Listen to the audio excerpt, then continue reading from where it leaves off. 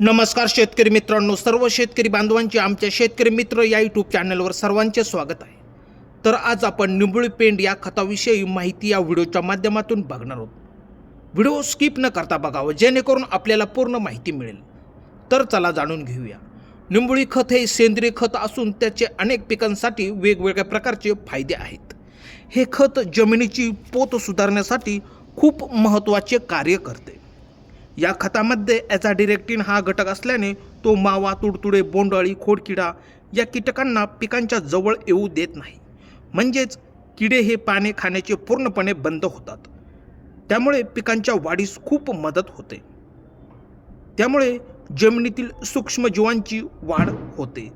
त्यामुळे पिकांची उत्पादन क्षमता वाढण्यास खूप मदत होते। हे खत हुमणीसारख्या किडींवर प्रभावी आहे। रासायनिक खतांचा वापर करण्याऐवजी जर याचा वापर केला तर हे खूप फायद्याचे ठरते।